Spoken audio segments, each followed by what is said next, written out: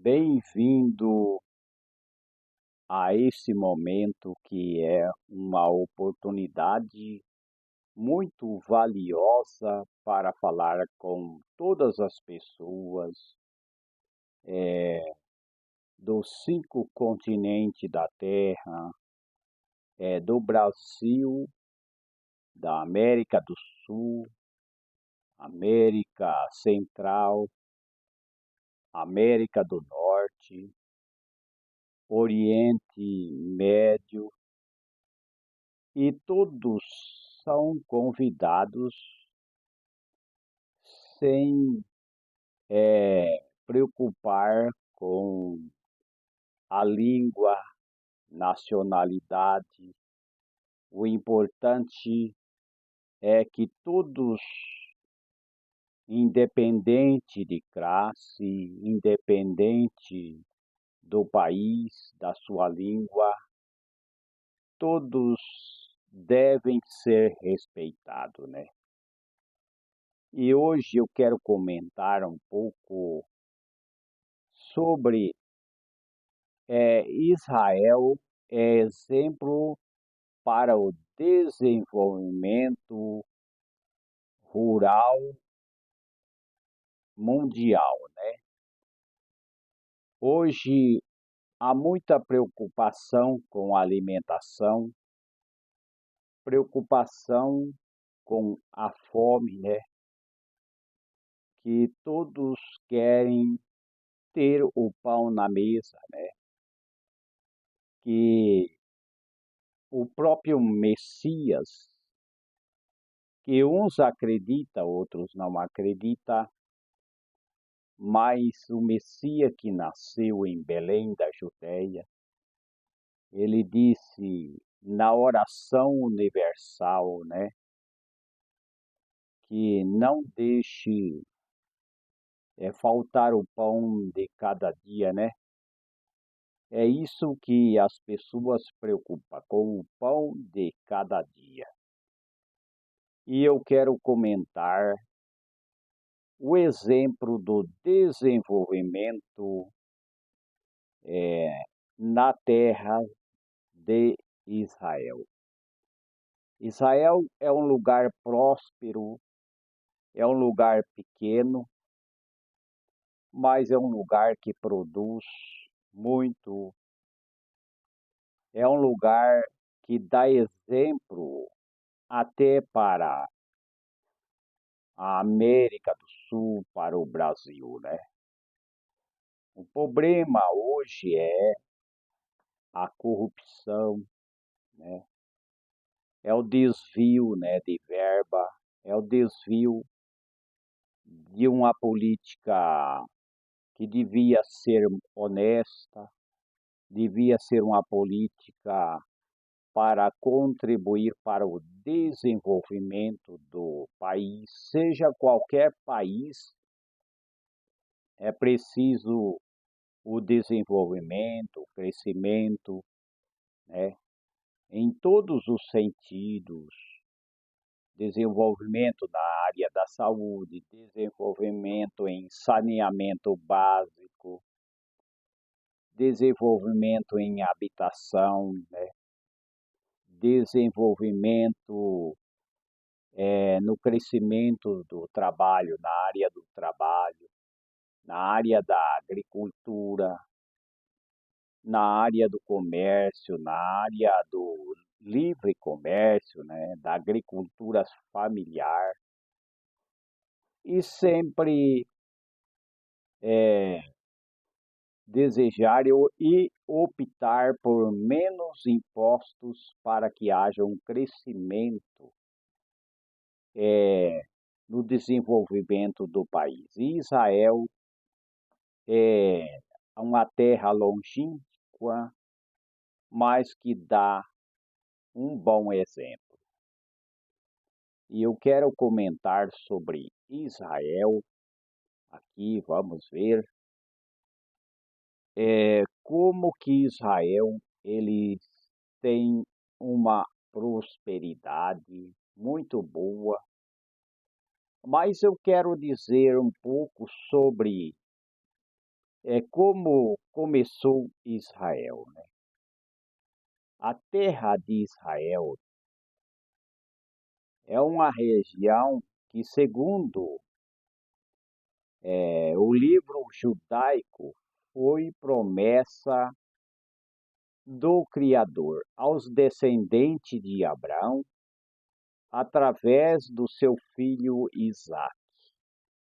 E Abraão teve um filho Isaque, e através do Isaque é que surgiu a descendência de Israel, surgiu Israel, né? Abraão, através do seu filho Isaque, aos hebreus, né? São a descendência dos hebreus, descendente de Jacó, neto de Abraão, constituiu, pois, a terra prometida, parte do pacto feito com Abraão, Isaque e Israel. E segundo a tradição hebraica, a promessa é válida para todos os judeus, inclusive os descendentes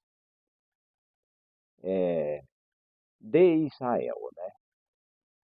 A terra prometida. De acordo com a tradução, a terra de Israel era habitada por diversos povos,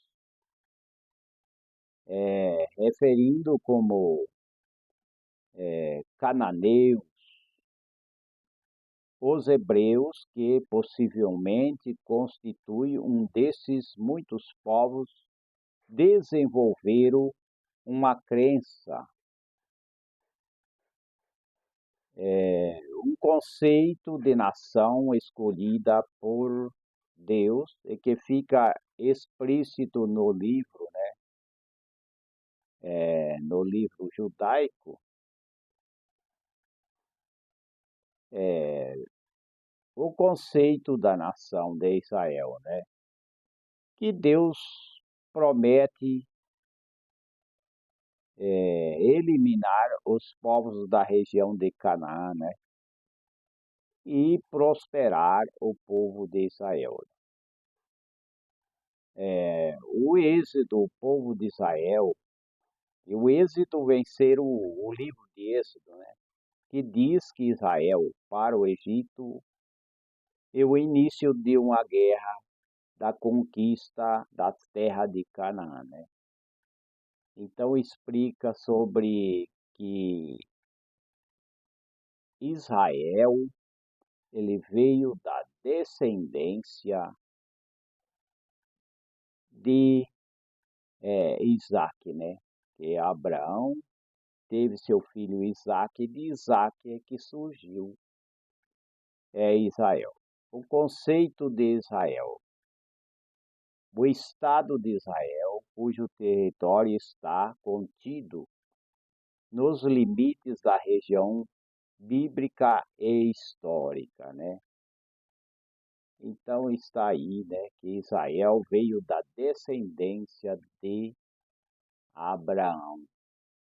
Isso daí é uma realidade. Agora, é um território, né, que é caracterizado desérticas e semiáridas, né? É um lugar que completamente cheio de deserto, né, de areia, e semiáridos ou áridas, né? Através da irrigação é que há plantação, né, produção de alimento por gotejamento de alta tecnologia, né?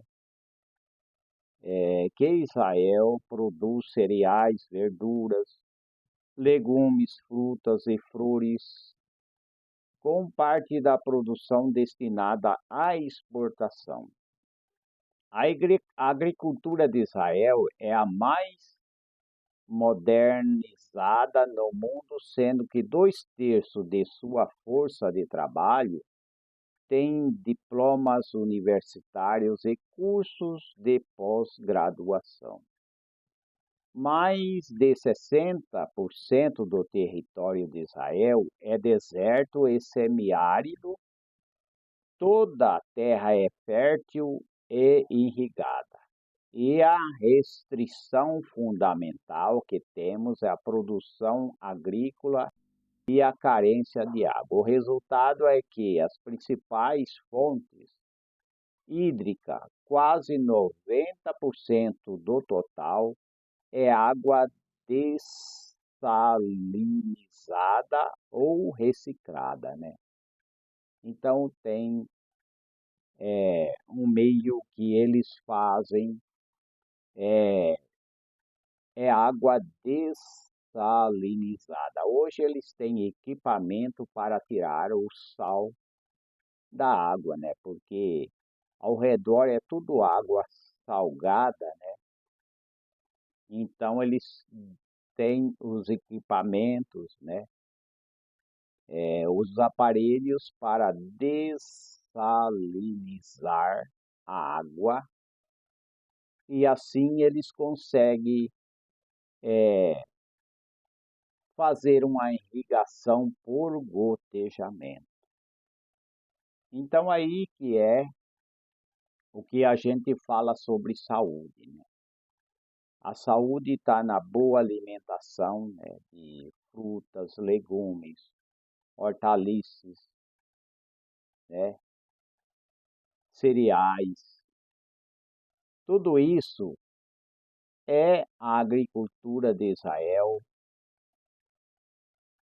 que tem influenciado através do plantio, onde produz muito, né? É um lugar pequeno, mas que dá bom exemplo. E eles tiram o sal da água e eles aproveitam a água e, inclusive, a irrigação por gotejamento, ela é muito importante, com certeza, né?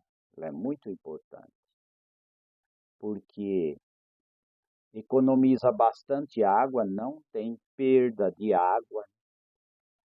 Isso é um exemplo muito importante. E a gente sabe que mais de 60% do território de Israel é deserto, é semiárido, né? É um lugar que não tem como produzir, mas eles, através desse projeto de irrigação de gotejamento, eles conseguem produzir alimentação saudável, que são frutas, legumes, cereais, né? Então, é um lugar que eles dão exemplo, né? Exemplo de prosperidade, de fartura. Toda a terra fértil é irrigada e a restrição fundamental que tem a produção agrícola é a carência de água, mas eles conseguem, né? O resultado é que a principal fonte hídrica, quase 90% do total, é a água dessalinizada, como eu tenho falado, né? Eles tiram o sal da água e conseguem usar a água do mar, né? Toda a produção agrícola é de capital intensivo e de sofisticado nível tecnológico que converte o sistema agroalimentar numa parte significativa da competitividade. Indústria de alta tecnologia israelita, a segunda do mundo, depois dos Estados Unidos da América. A chave para a agricultura em Israel é o desenvolvimento das pesquisas que possuem uma característica aplicada destinada a obter solução de curto prazo, geralmente ligados aos segmentos de exportação e oportunidade do mercado, né? Então aí está a prosperidade de Israel. A agricultura é profundamente especializada em cada categoria que exporta, procura ser o primeiro do mundo. Daí a sua capacidade de adaptação e da mudança diante de novas oportunidades do mercado de alimentos é verdadeiramente excepcional. O eixo do seu desenvolvimento tecnológico é o sistema de irrigação por gotejamento, é o que permite produzir no coração do deserto de Negev fruta cítrica, né? Coração do deserto de Negev, né? Que é fruta cítrica, que é ameixa, que é nectarina, morango, peras, caqui, melões, algodão, espargo, tâmaras, uvas, azeitonas, tomates que são vendidos no mercado interno de Israel e na Europa também. Mas o que mais de 40 tipos de frutas são cultivadas, além de frutas, hortaliças e flores. A produção agrícola israelense inclui sorgo, trigo, milho, algodão. Na pecuária, as vacas de Israel produzem as maiores quantidades de leite por animal no mundo, com uma média superior a 10 mil litros por ano, né? Água tem um preço, né? Tem um preço por metros cúbico, né? 0,2 a 0,4% por metro cúbico, né? Que se cobra a cada um dos produtores por cotas fixas determinada em sua distribuição pelo Ministério da Infraestrutura e reguladas por uma entidade central do sistema de Israel, que é a Comissão de Água.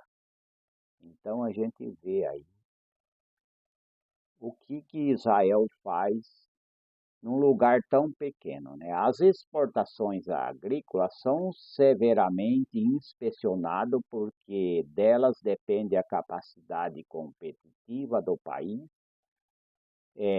especialmente em mercados com maiores níveis de renda per capita do mundo, que são os europeus. Portanto, uma dimensão decisiva da produção agrícola são os serviços de extensão rural e a capacitação para ajudar os agricultores a aumentarem os seus conhecimentos e oferecerem uma maior qualidade de produção. Então está aí, né?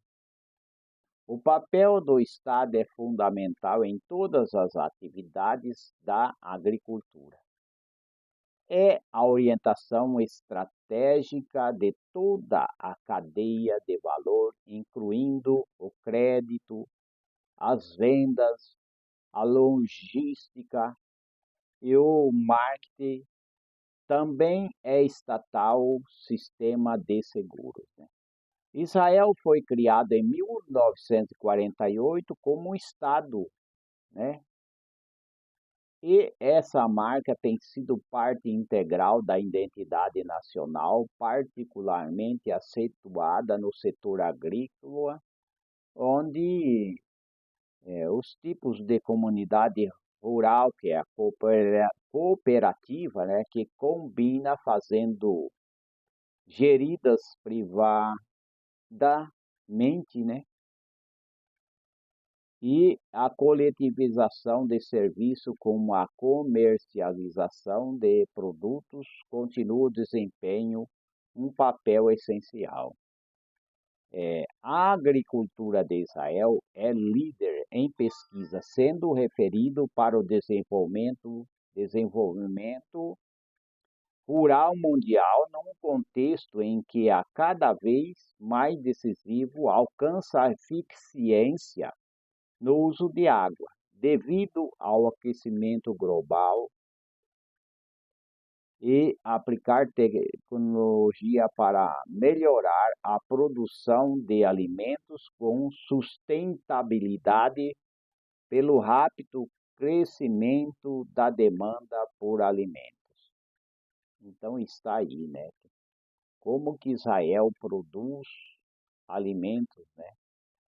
Aquilo que é bom para a saúde. E a gente fala sempre sobre Israel, ou seja, a gente fala sobre plantas, ervas medicinais, mas a gente também fala sobre Israel para poder explicar alguma coisa, né? Então a gente sabe que Israel é da descendência de Isaac, né? Que é filho de Abraão. Então é assim que a história conta e a gente tem que entender, né? Que existem pesquisas e muitas comprovações sobre Israel. Eu quero comentar também algumas coisas polêmicas, sobre o terceiro templo em Jerusalém e as suas profecias bíblicas, que desafia os ateus, né, os religiosos, os que não têm religião, desafia todo mundo, né? Embora acredita ou não acredita, embora seja tometista, porque Tomé ele não acreditava, né? Ou não, ou seja, aqueles credistas, na minha linguagem, quer dizer que crê, né? Ou tometista ou credistas. Mas isso vai se cumprir, né? Isso daí está registrado e as profecias bíblicas, acredite ou não, diga que Deus existe ou não, né? Diga que o Criador fez as coisas ou não, isso daí vai se cumprir, né? Então, eu quero comentar o terceiro templo em Israel. Vamos ver sobre esse assunto aí, terceiro templo em Israel, que se comenta que eles querem construir o terceiro templo. Muito se falam sobre a construção do terceiro templo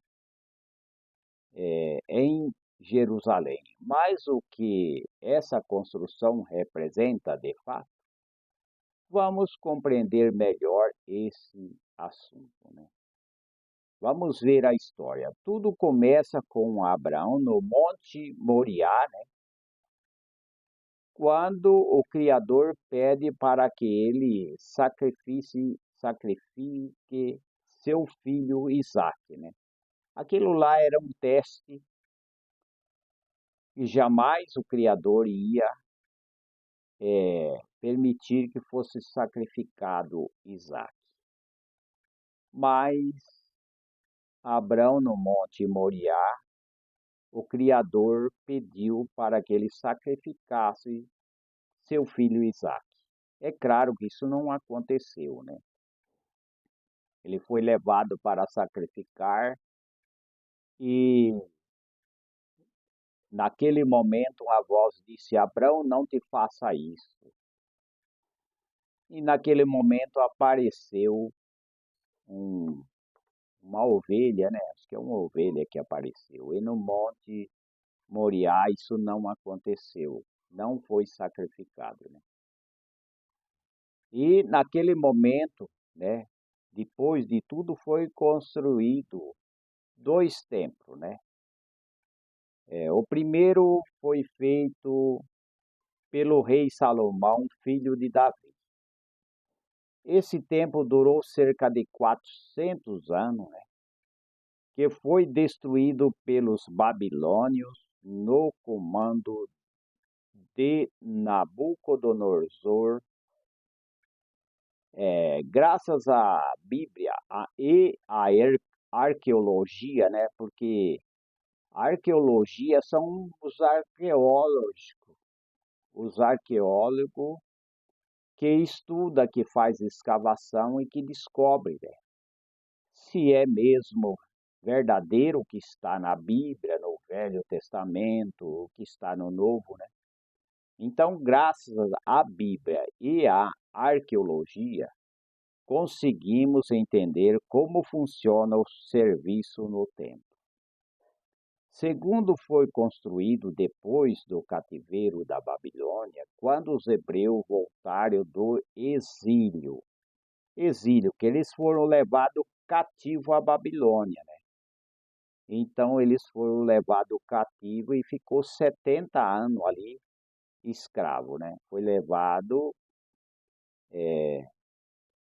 à Babilônia para ser escravo, né, do rei da Babilônia. Veja essa história, né? Isso daqui pode ler lá no Velho Testamento, as pessoas podem ler em casa em Esdras 6, verso 7. Eu não vou ler porque aí se for ler vai demorar muito, né?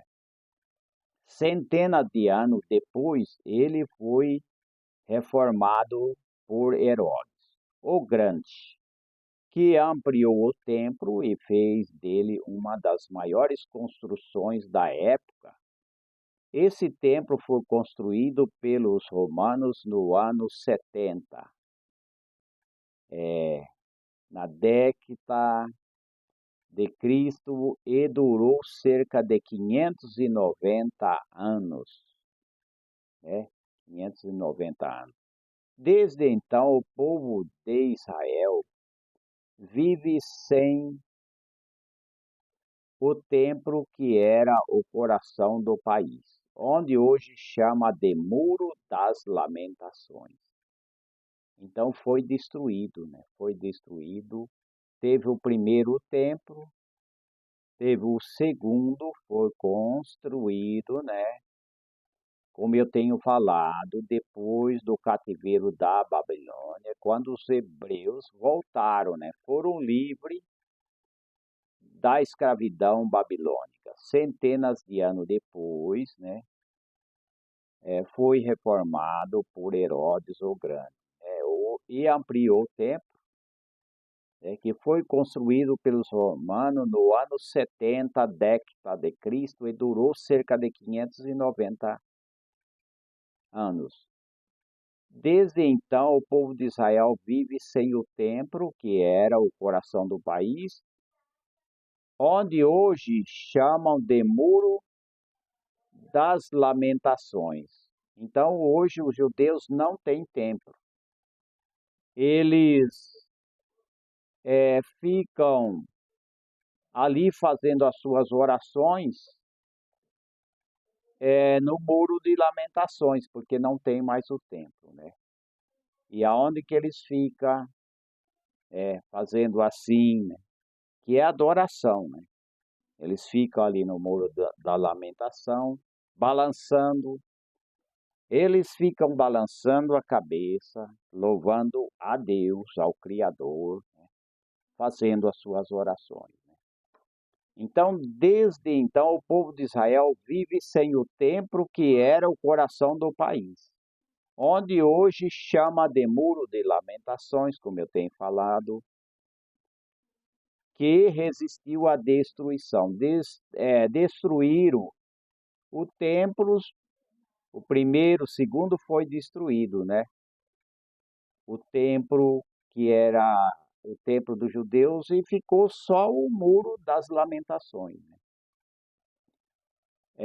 Uma curiosidade interessante, a destruição dos dois templos aconteceu na mesma data do calendário judaico, dia 9 do mês, né, que corresponde a julho e agosto. Todos os anos acontece o Dia Nacional de Jejum e luto pelo Templo de Jerusalém.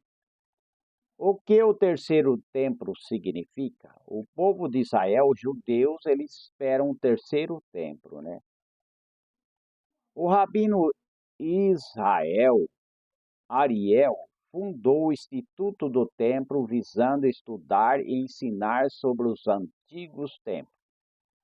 Além disso, eles também estão se preparando para a construção do terceiro templo em Jerusalém e então treinando homens para o serviço do templo. Então as pessoas têm que entender que eles querem fazer o terceiro templo. Isso é profético, né? E aí vai se cumprir algo, né, que vai muitas vezes não vai ser agradável aos judeus e nem às nações ao redor. Mas eu vou falar depois, né?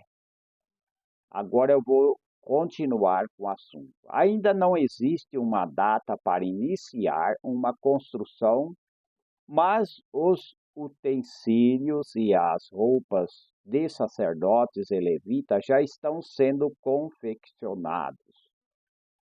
Então está aí, né? Estão sendo confeccionados. Os judeus acreditam que esse templo atende uma profecia de Ezequiel 40, né? Onde o Messias entrará no templo de Deus. Eles creem que o Messias vai governar o mundo, conforme está escrito em Zacarias 6, verso 12 a 13. Numa visão cristã, o templo em Jerusalém aponta para o governo do anticristo, porque diz lá no Evangelho Mateus 24, Evangelho de Mateus 24, verso 15, e Daniel 9, ou seja, que significa que o Messias voltará para buscar a sua igreja, né? O que impede a construção do templo em Jerusalém? Então vamos ver, né, o que impede. Deixa eu ver o horário aqui. Não, ainda tem muito para falar ainda, né? Vai dar para a gente continuar comentando, né? Então, Israel é um lugar próspero, é um lugar que eles plantam e tem a irrigação através de gotejamento e produz frutas, hortaliças, é aquilo que é bom para a saúde, né? Então, o que impede a construção do templo em Jerusalém, que é o terceiro templo, né, que eles falam. O templo muçulmano é um dos empecilhos, é o templo muçulmano. Isso porque ele está exatamente onde estavam os antigos templos. Outro fator é que os judeus estão aguardando a vinda do Messias para que possam iniciar uma construção. Muitos não acreditam que Jesus é o verdadeiro Messias. Muitos, né? Tem os judeus que acreditam no Messias, que ele já veio, né? Porque ele nasceu em Belém da Judéia. E ele morreu crucificados pelos judeus, né? Judeus e sacerdotes e o povo que o crucificaram. Ele foi crucificado, ele nasceu como um bebê, uma criancinha, em Belém da Judéia, e ele foi crucificado em Jerusalém, e ele ressuscitou ao terceiro dia. É assim que acreditam os cristãos, né? Mas os judeus que não acredita. Tem a parte dos judeus que não acredita que Jesus é o Messias. Eles estão esperando outro Messias. Mas tem uma parte de judeus que também já acredita que Jesus já veio, né? Muitos não acreditam que Jesus é o verdadeiro Messias. Esse templo nada tem a ver com a fé cristã, porque cremos que o Messias já veio, mas ele se servirá como um sinal do retorno iminente de Jesus, né? Devemos prestar atenção aos sinais. Não sabemos quando ele voltará, mas os sinais mostram que o tempo se aproxima. Então, gostou desse conteúdo, né? Então é isso aí, é o que a gente está comentando, é que os judeus querem fazer a construção do terceiro templo. O terceiro templo, onde, como e quando, né? O terceiro templo de Jerusalém é uma crença, é um conceito religioso que tem origem na tradição judaica, né? E está relacionado com a construção de um novo templo em Jerusalém, que seria o sucessor do primeiro templo, construído pelo rei Salomão, e do segundo templo construído após o retorno dos judeus do exílio babilônico, né, quando eles foram libertos da escravidão babilônica, que foi 70 anos. No entanto, é importante destacar que o terceiro templo ainda não foi construído e é objeto de interpretação religiosa e especulações em várias comunidades judaicas. A referência à Bíblia que estão associados ao conteúdo do terceiro templo inclui principalmente profecias do Antigo Testamento, como Ezequiel 40, verso 48, né? Estes capítulos do livro de Ezequiel descrevem uma visão detalhada do templo futuro, com suas dimensões, desígnio e rituais. Muitos consideram esses capítulos como profecia do terceiro templo, né? Ageu também 2, que verso 9, a glória desse último templo será maior do que a do primeiro. E a última profecia frequentemente interpretada como referência do terceiro templo.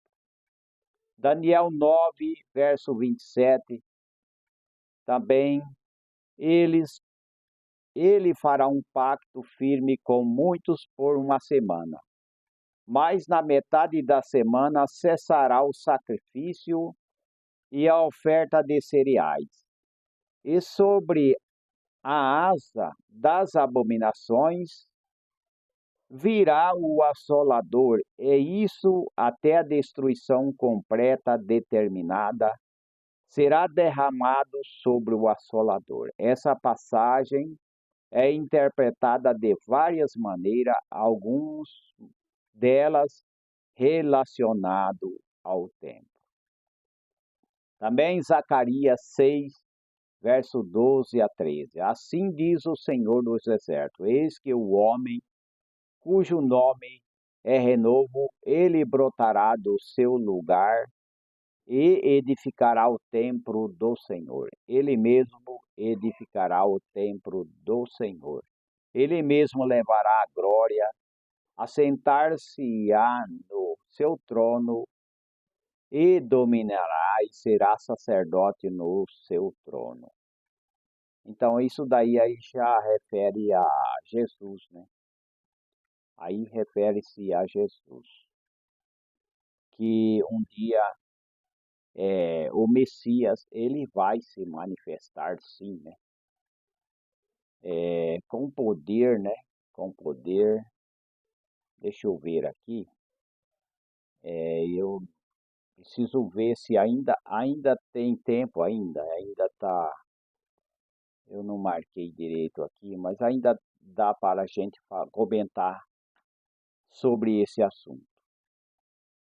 Então, já que a gente comentou sobre a agricultura de Israel, a gente não pode passar pano, né, ou ficar encobrindo o que é o desejo dos judeus. Porque existem os judeus messiânicos, os judeus que já acreditam que o Messias já veio, mas tem uma parte dos judeus que não acredita, né? Então eles querem fazer o terceiro templo, porque houve o primeiro templo, aí foi destruído na história. Aí houve o segundo templo, também foi destruído. Aí sobrou agora o Muro das Lamentações, aonde os judeus, e não só judeus, né, até cristãos vão lá fazer a sua oração, né, colocar, né, os bilhetinhos ali para fazer as suas preces e orações ali no Muro da Lamentação. E agora se fala no terceiro templo, né? E é o que a gente está comentando, a gente não pode passar o pano e nem querer esconder isso daí, né? A gente fala muito sobre plantas, ervas medicinais, nutrição, saúde, né?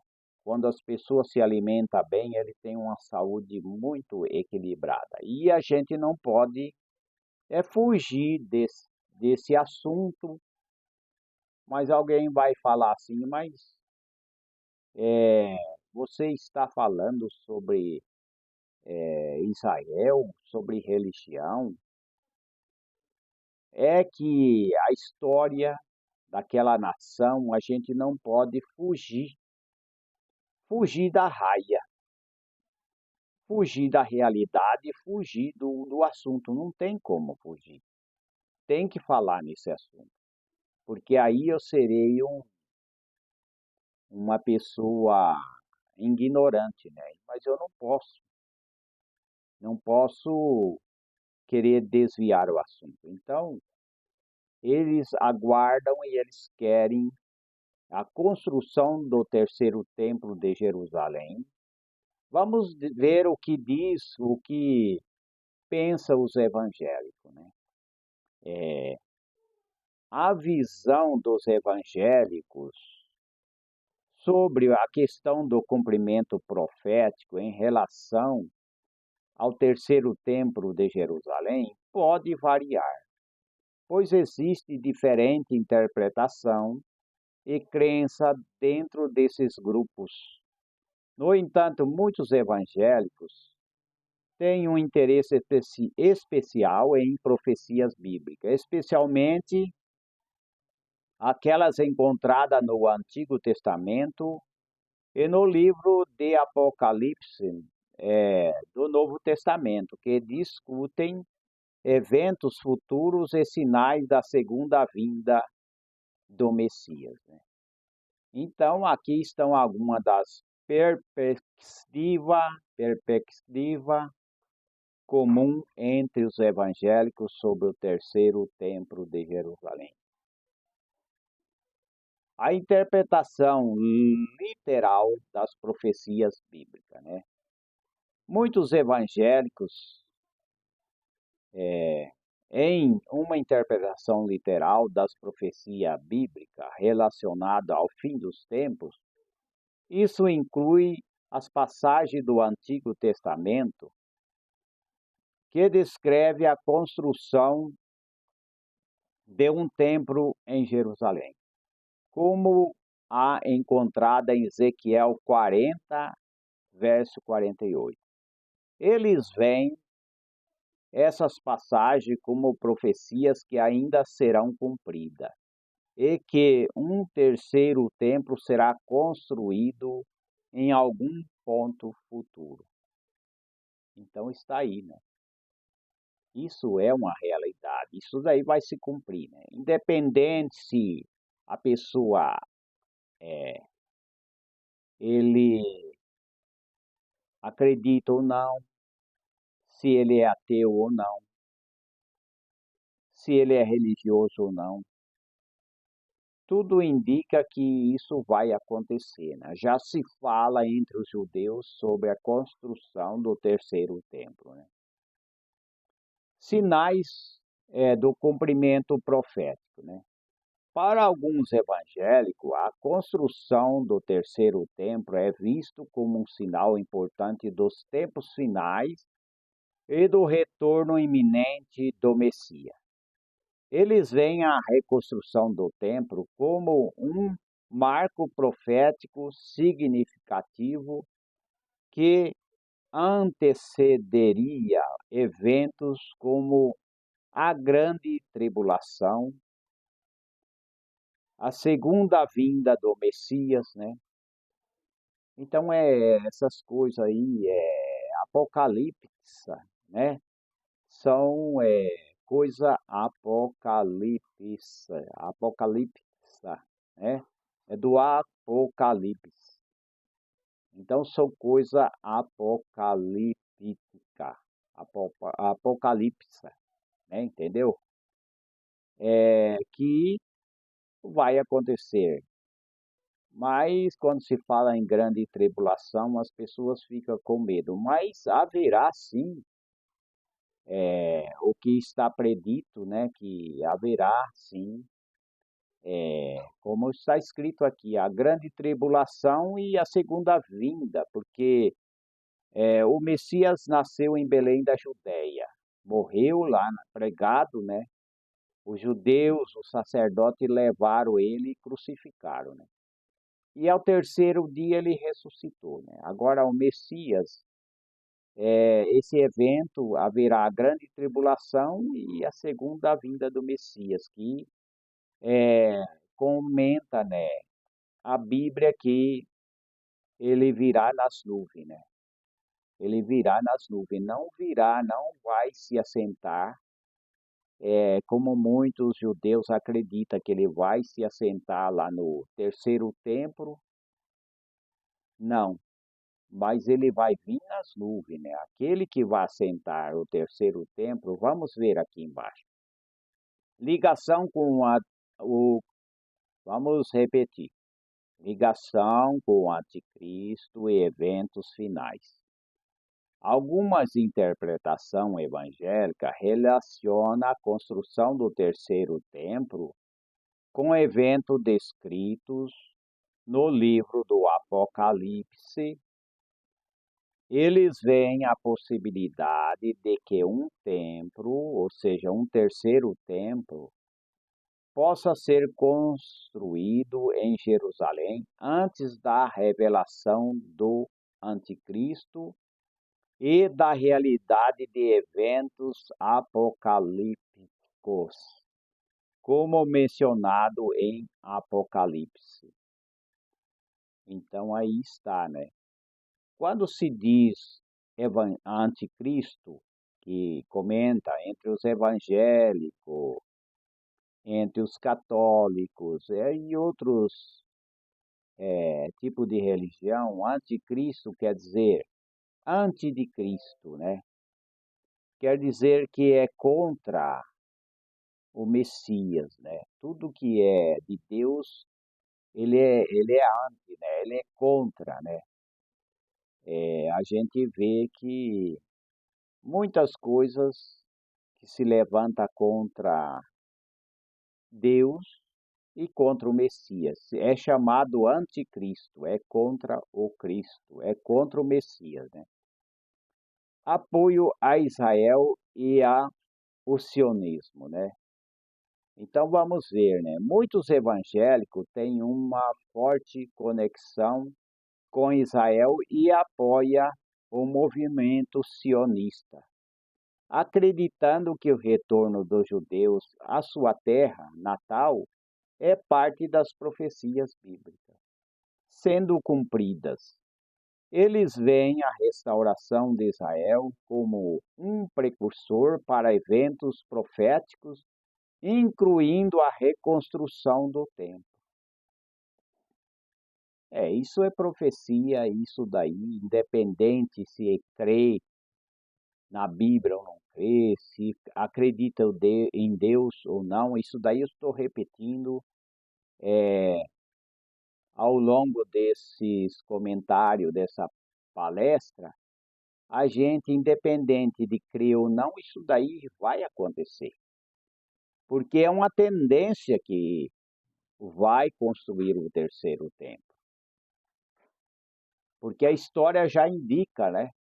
Então, importante ressaltar que essas perspectivas não são unânimes entre os evangélicos, e há uma ampla gama de interpretações dentro dessas comunidades. Alguns evangélicos podem dar mais ênfase às questões espirituais e morais do que aos eventos proféticos em si. Além disso, as crenças individuais podem ser influenciadas por tradições denominacionais específicas e por líderes religiosos, né, dentro de comunidades evangélicas. Já estão construindo o terceiro templo em Jerusalém? Então eu quero responder sobre esse assunto, né? Se já estão construindo, né? Até a minha última atualização, né? Em agosto de 2023, não havia sido construído um templo, ou terceiro templo em Jerusalém. Eu mesmo, né? Aqui diz aqui o comentarista, né? Ele esteve no monte do templo em Jerusalém, algumas horas antes de escrever este documentário. Agora, a questão da construção do terceiro templo é complexa e está ligada a várias considerações políticas, religiosas, históricas. O local onde o templo será construído é o mesmo onde atualmente está a mesquita de Al-Aqsa, né? Al-Aqsa, mesquita de Al-Aqsa, o Domo da Rocha, né? Que são locais sagrados para os muçulmanos. Houve planos e discussões ao longo dos anos sobre a possibilidade de construir um terceiro templo, especialmente entre grupos religiosos políticos que defendem a ideia como alguns segmentos do sionismo religioso e certos grupos judaicos. No entanto, qualquer tentativa de construção do templo estará em uma série de desafios, incluindo questões políticas delicadas, tensões religiosas, complexidades diplomáticas envolvendo Israel e o território palestino. Então, lembrando que a situação pode ser evoluído desde a minha última atualização, né? Assim diz, né? Quais as dificuldades para a construção do terceiro templo, né? Os locais sagrados muçulmanos que tem lá, né? Tem os locais sagrados, né? O local onde o templo será construído é atualmente ocupado pela mesquita de Al Al-Qaeda, né? Al-Qaeda, Al-Qaeda. E o dono da rocha, né? Que são dois dos locais mais sagrados para os muçulmanos. Se eu tiver errado aqui, vou repetir. A mesquita de Al-Aqsa, né? O Al-Qaeda. Não, se eu tiver errado, as pessoas podem até me corrigir, né? Al-Aqsa, né? Al-Aqsa, dono da rocha, né? Qualquer tentativa de construção do templo nesse local enfrentariam uma forte oposição não apenas dos palestinos, mas também da comunidade muçulmana ao redor do mundo. Tensões religiosas, étnica, né? A questão do templo é altamente sensível, carregado de significados religiosos e históricos para os judeus e muçulmanos. Qualquer ação que possa ser interpretado como uma ameaça ou desrespeito aos lugares sagrados de uma religião pode desencadear em tensões, protestos, até conflitos, né? Então aí, né, pode surgir conflito, mas tudo indica que isso vai acontecer, né? Situações políticas, diplomáticas, é o que vai surgir, né? A construção do terceiro templo é uma questão politicamente delicada. Israel e os territórios palestinos já enfrentam tensões, conflito político, e qualquer movimento em direção à construção do templo pode complicar ainda mais a situação e prejudicar a perspectiva de paz. Acordos internacionais e diplomacia também podem surgir, né?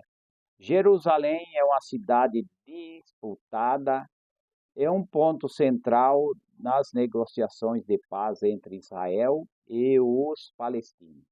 A comunidade internacional busca encontrar soluções que respeitem os interesses e direitos de todas as partes envolvidas. A construção do templo poderia ter implicações significativas no esforço de paz e na estabilidade regional. Opiniões divergentes dentro do judaísmo. Isso também acontece e vai acontecer, né, com certeza, né? Nem todos os grupos judaicos apoiam a construção do terceiro templo, ou veem isso como a prioridade. Muitos judeus têm preocupado sobre as implicações políticas e religiosas da construção do templo, bem como o impacto nas relações interreligiosas. Desafios técnicos e logísticos, isso também acontece, vão acontecer, né? A construção de um templo é uma tarefa complexa e desafiadora, envolvendo questões de engenharia, financiamento, infraestrutura, né? Além disso, há questões de como construir o templo em conformidade com as especificações bíblicas, uma vez que há interpretações variadas sobre essas especificações. Que profecia já se cumpriram que anuncia o fim dos tempos? Vamos ver, né?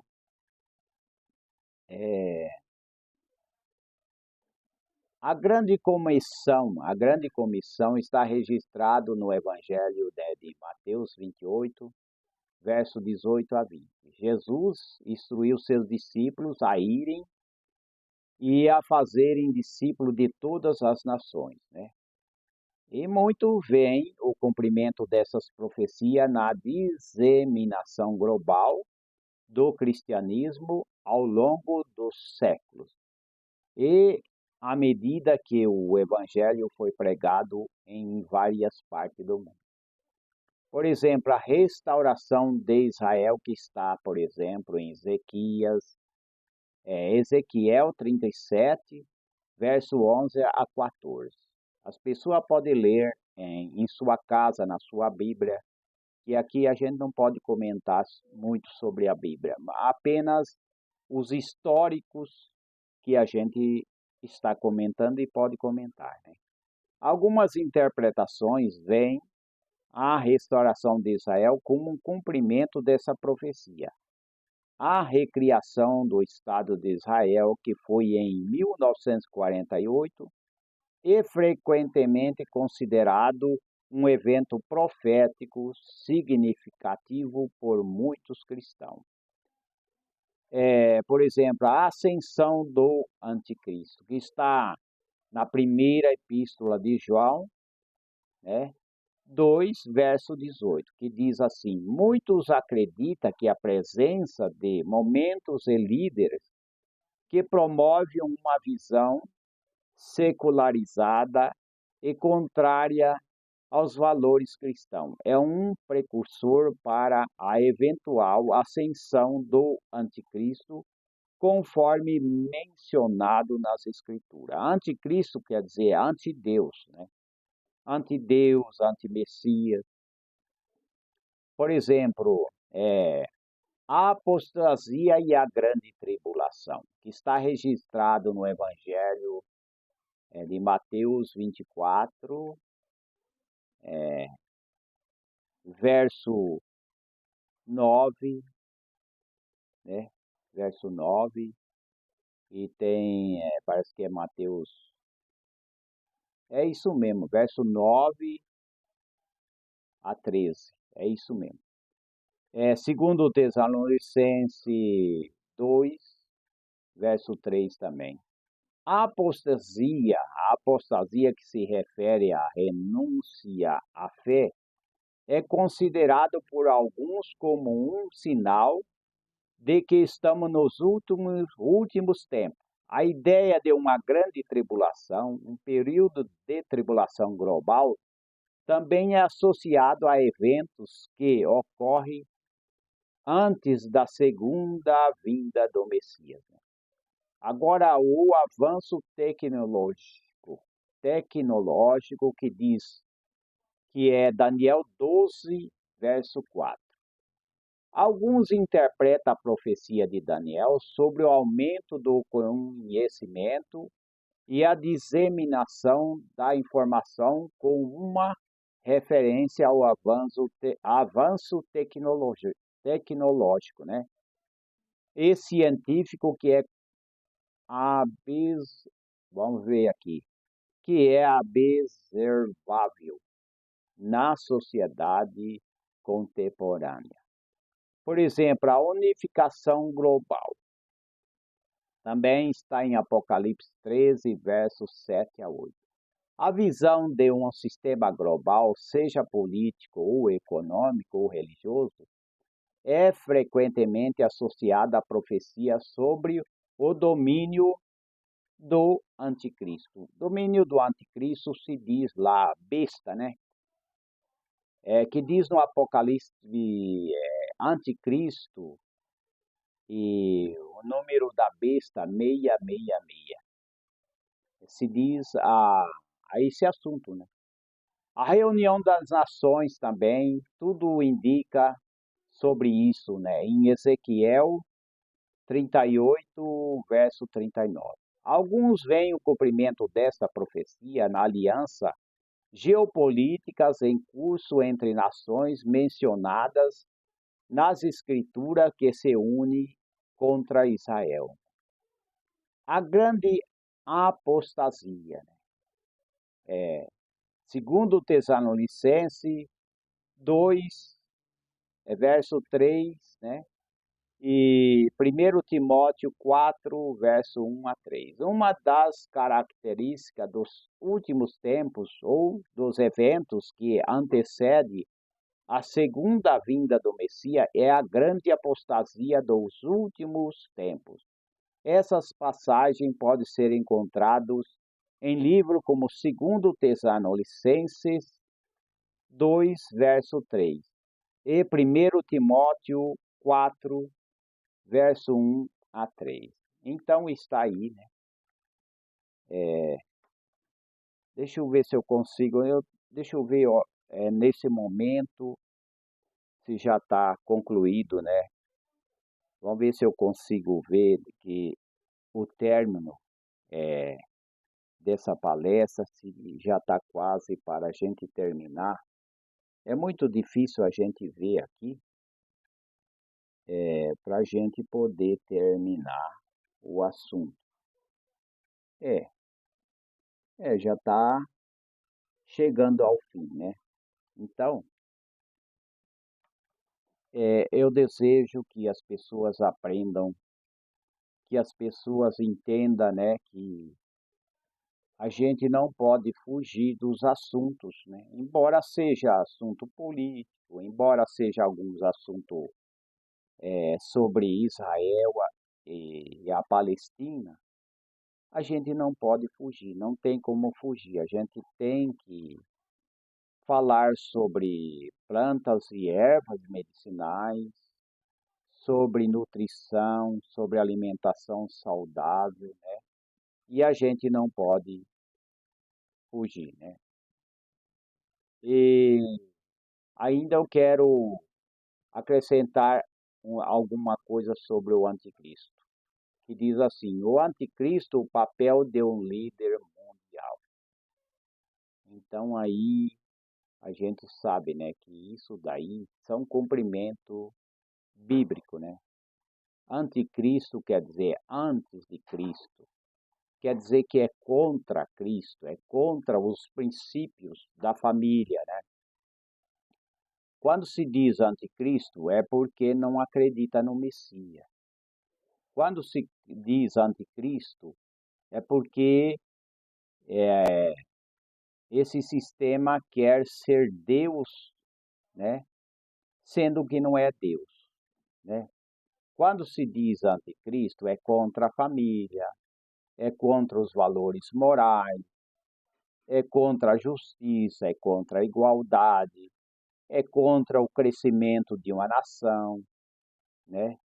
É contra projetos, né, que venha prosperar uma nação ou países.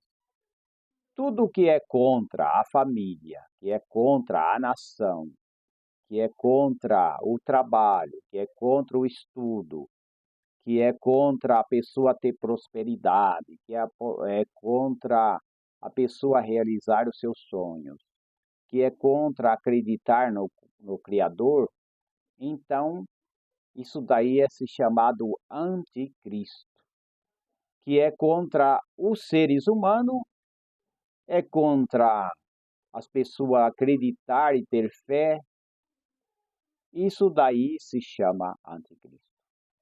Então, acesse os links que a gente deixa embaixo, né? Estude sobre fitoterapia, sobre plantas e ervas medicinais, que isso é muito importante. Até a próxima, se Deus o permitir.